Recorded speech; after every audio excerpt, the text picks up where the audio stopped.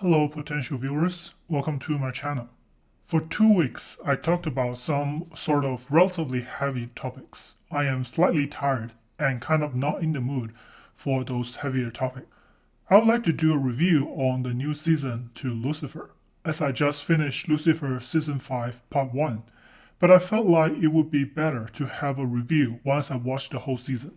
But do a review for Lucifer I shall, because it was indeed a pretty good show. And as I am not in the mood to do another video on heavier topics, I thought I would continue preaching the importance of cultivating the more and more valuable trait of toxic masculinity. In two of my earliest videos on this topic, I already discussed two important practices one should do in order to gain toxic masculinity: cooking and working out. And for this video, I'll try to keep it short and concise. You need to own guns. And yes, I am saying you should own it legally and without the intention to commit crimes. And also yes, the number is not terribly important. In general, the more the better. As long as you are financially responsible with your expenses and you are able to maintain them. And if you watch my previous two videos, I guess you will be able to guess the first reason that I will list here.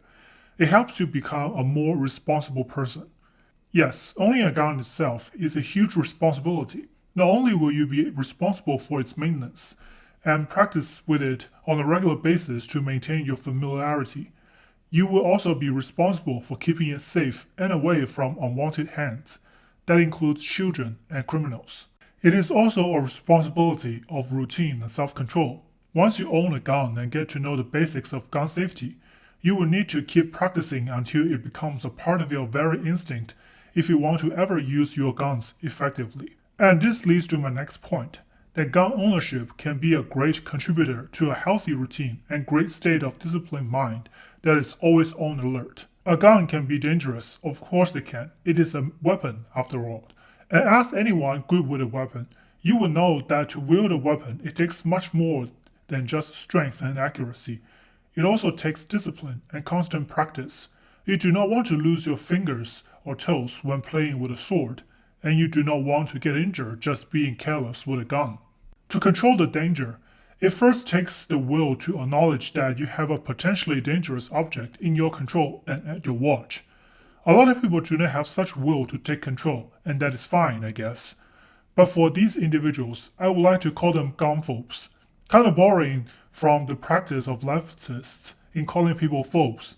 But in this case, it seems more legit, as the people I am referring to are indeed in fear of guns. But what sets an honest and honorable gun phobe apart from an dishonest and cringy one is whether they try to justify their fears with chips on their shoulders, standing on moral high grounds, and in general spreading their fears onto others and try to restrict the rights and access of others.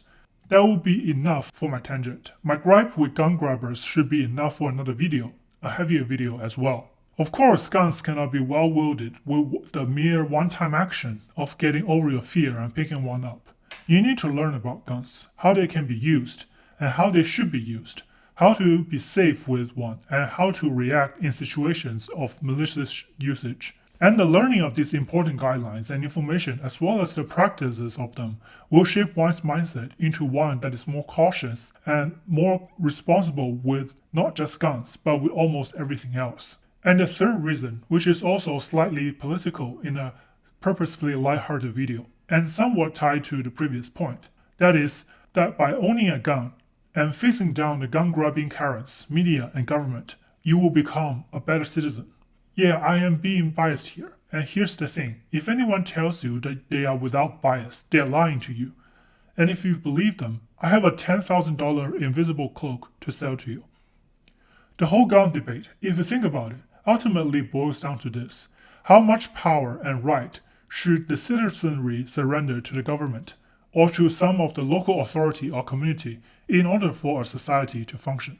A lot of political philosophers that discuss the function and purpose of the government and organization with authority agreed on this notion, and apparently it was a core notion underlying the Constitution of the US, that people give part of their power up to the government, and the government uses the collective power to function as an executor of common will and the arbiter of quarrel among citizens. And slightly related is that the government is of course broken into three branches to prevent the becoming of a dictatorship or authoritarian and totalitarian government. Among those powers that the citizenry give to the government is the majority of the power to wage direct violence. This means that the citizens have given up the powers to wage wars and to punish the parties that wrong them. In other words, the power and right to vengeance. What the citizenry have not given up and should never have is the right to self-defense and the right to resist a tyrannical government. And in the modern age, with the development of technology and weaponry, the balance of power between the government and the citizenry is heavily tilted towards the government. And in turn, should the government become tyrannical, it will be exponentially difficult for the modern citizens to resist. Yet, it will be hard to tilt the scale towards that of the citizens, since there will be a small numbers of citizens who can misuse their weapons to inflict harm on the society. This is the classical conundrum of the gun debate, whether to give up more powers to the government or to retain more freedom in the citizenry and try to deal with the bad apples among the citizens. And this is the kind of question a good citizen should always think for themselves and ask themselves constantly. And this should also be the kind of question that one should not just rely on a simple answer. Just get rid of all guns and mass shooting will stop. Yeah, so we'll get rid of all humans or simply lock all people in their homes. And only a gun gives you a foot in the right direction in this debate, in my honest and humble opinion. You can still argue for stricter gun control even if you own one, provided that you are consistent with your demanding standards. Whatever your answer to this gun debate question may be, not relying on simple answers and willing to literally take part of your power back into your own hand, this will make you a more nuanced citizen, and that has a lot deeper understanding than your average civilians who just trust that the government will handle it for you. That will be all for my video today. Hope you like it and hope to see you next time.